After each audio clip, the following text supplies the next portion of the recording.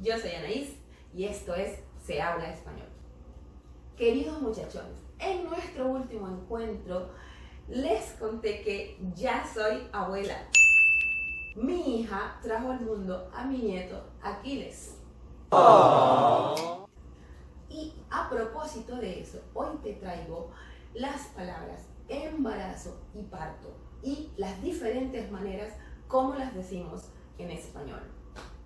Ok, vamos primero con la palabra embarazo.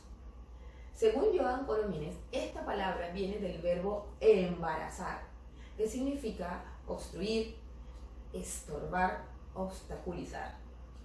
Otro significado, que es el que nos interesa en este momento, es estado de la mujer en gestación.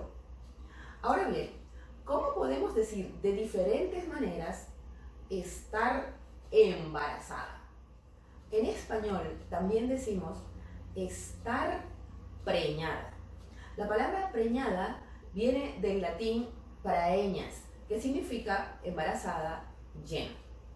Actualmente, esta palabra se usa más en ambientes campesinos, en ambientes rurales. En otras partes se usa estar preñada para referirse más que todo a los animales. De manera que si tú dices, por ejemplo, la hermana de María está preñada, no faltará quien te lance una mirada de reproche. Otra manera de decir estar embarazada en español es estar encinta.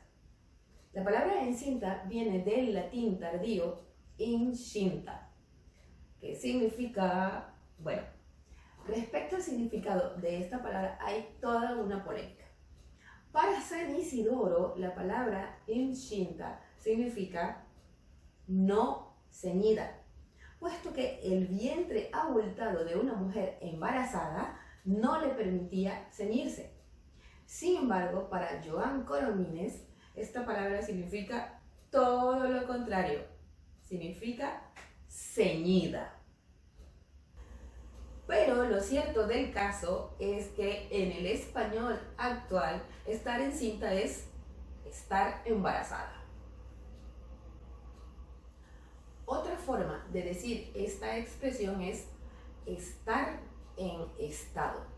Esto no es más que una forma corta o un apócope para decir está en estado de buena esperanza o en estado interesante. El origen de estas dos expresiones pues no está muy claro, es realmente incierto. Sin embargo, no son expresiones muy usadas hoy en día.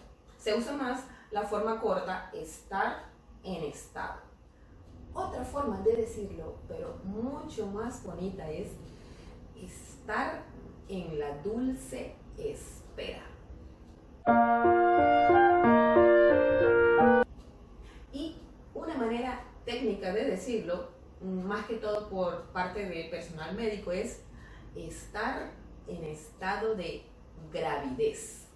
Y ahora vamos con la palabra parir.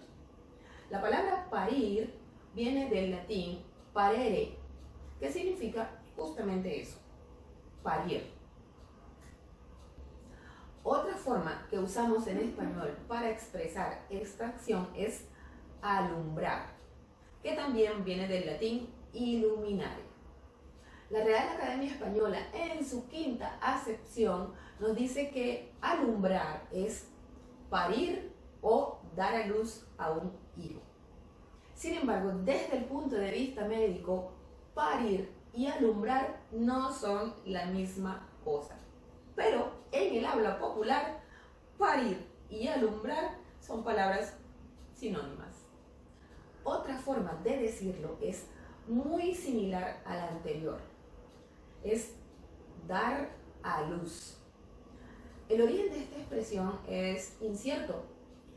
Sin embargo, hay quienes dicen que cuando Jesús nació, la Virgen María le dio la luz al mundo. Otras interpretaciones dicen que se trata simplemente de una metáfora porque cuando un bebé nace, sale a la luz.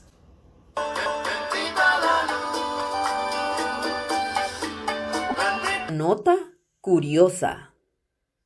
En México y algunas regiones de Centroamérica, a la acción de parir le llaman aliviarse. En Chile y en Costa Rica, a esta misma acción le llaman mejorarse. ¿Y en tu país? ¿Cómo le llaman a estas dos acciones? Cuéntamelo aquí en los comentarios. Y bueno, muchachones, hasta aquí nos trajo el río por hoy. Nosotros nos veremos en una próxima oportunidad y hasta la vista.